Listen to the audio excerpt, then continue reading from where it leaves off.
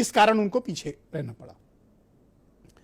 तो अब ये जो बाबा साहब सांस्कृतिक केंद्र भारतीय जनता पार्टी खोलने जा रही है, इसका क्या लाभ है? अब दलित समाज बीजेपी से 4.5 साल की हुकूमत के पश्चात ये जानना चाहता है कि what you have done for us, आपने हमारे समाज के लिए क्या किया। अब भारतीय जनता पार्टी को बताने का वक्त है, यह शिलान्यास का वक्त नहीं है। शिलान्यास यानी अभी प्रोजेक्ट शुरू नहीं हुआ, आपकी सरकार का कार्यकाल पूरा हो रहा है और अब आप शिलान्यास कर रहे हैं। तो उत्तर प्रदेश की हुकूमत को और भारतीय जनता पार्टी को यह बताना चाहिए कि उन्होंने दलित समाज का वोट तो बम्पर लिया, बट उन्होंने इस समाज को दिया क्या? क्या कोई डिप्टी चीफ मिनिस्टर दिया? क्या प्रदेश अध्यक्ष दिया? मंत्रिपरिषद में इतनी कम हिस्सेदारी क्यों दी? और आज भी मैं दावे से कहता हूं कि आप 75 जिलों में डीएम और एसपी, आईजी, डीआईजी और एडीजी, कमिश्नर चेक कर लें, आपको नाम मात्र की इनकी हिस्सेदारी मिलेगी, 1 या 2 इससे अधिक नहीं मिलेगी। अनुसूचित जाति जनजाति के समाज के अधिकारियों को, आईएएस पीसीएस अफसरों को तैनाती नहीं दी जाती है, उनको अहम तैनातियों से वंचित किया जाता है। आप उत्तर प्रदेश में जिलाधिकारियों की संख्या देख लीजिए, मुश्किल से 2 या 3 जिलाधिकारी शेड्यूल्ड कास्ट समाज से आपको मिलेंगे।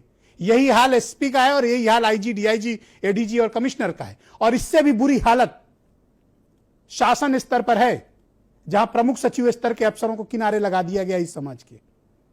एसटी समाज के कुछ अफसरों को जरूर एडजस्ट किया गया, लेकिन शेड्यूल्ड कास्ट समाज के अफसरों को किनारे लगा दिया गया। यही हाल पिछड़ा समाज के अफसरों को है। तो सत्ता में, शासन में इनको हिस्सेदारी से आप वंचित क्यों करते हैं?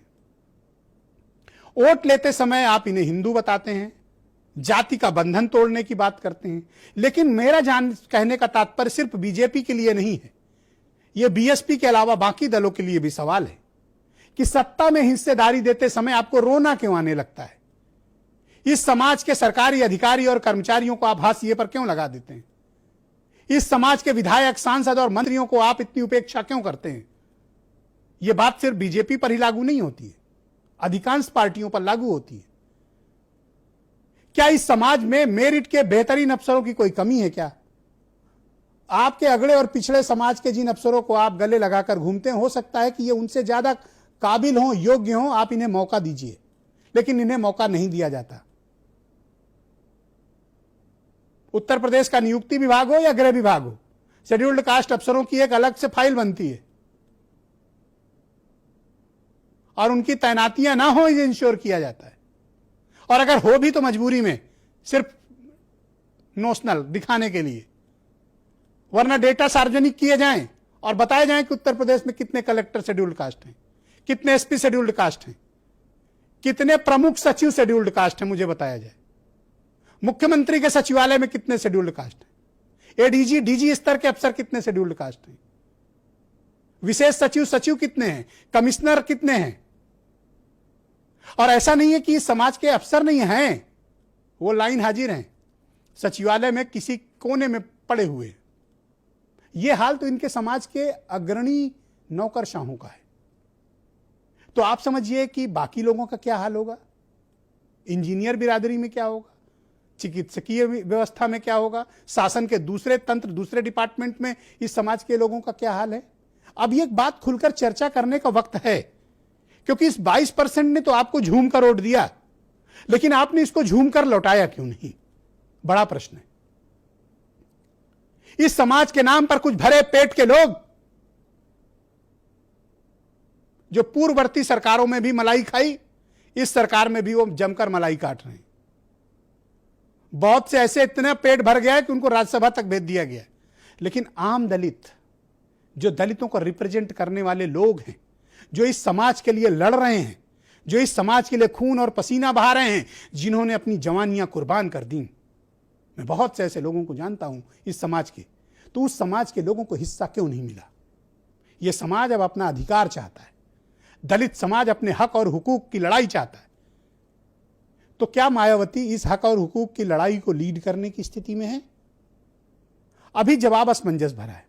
एक नया फैक्टर चंद्रशेखर उर्फ चंद्रशेखर आजाद के रूप में सामने आया, भीम आर्मी, आजाद समाज पार्टी भी उनका नाम है, क्या ये पार्टी बहुजन समाज पार्टी का विकल्प हो सकती है? अभी के लिए जवाब है नहीं, क्योंकि ये पार्टी अभी और चंद्रशेखर का प्रभाव राजनीतिक तौर पर अभी कुछ जिलों तक सीमित है। वो अपनी पार्टी का संगठन और दायरा अभी सेंट्रल उत्तर प्रदेश, ईस्ट उत्तर प्रदेश, रुहेलखंड, बुंदेलखंड की तरफ नहीं बढ़ा पाए। सहारनपुर मंडल और मेरठ मंडल के आसपास तक सीमित है। क्या ये मायावती को नुकसान पहुंचा पाएंगे और क्या इस बार मायावती कोई करिश्मा कर पाएंगी? दलित वोट क्या बीजेपी के साथ इंटैक्ट रहेगा जो 17 में था, या फिर सपा बसपा गठबंधन का स्वाद लग गया है दलित वोटर्स को और वो समाजवादी पार्टी को विकल्प चुनेगा, या फिर ये प्रियंका गांधी का दामन थामेगा? इस बार मसला आसान नहीं है। इस बार जवाब देना पड़ेगा कि वोट तो लिया, दिया क्या?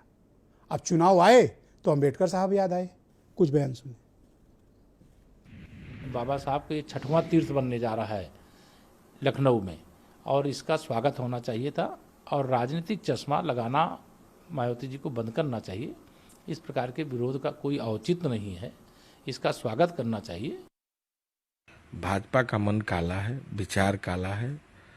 अंबेडकर जी की मूर्ति लगाने से वो लोगों का विश्वास नहीं जीत सकते। अंबेडकर लोगों के दिलों में है, विश्वास है, भावनाएं हैं।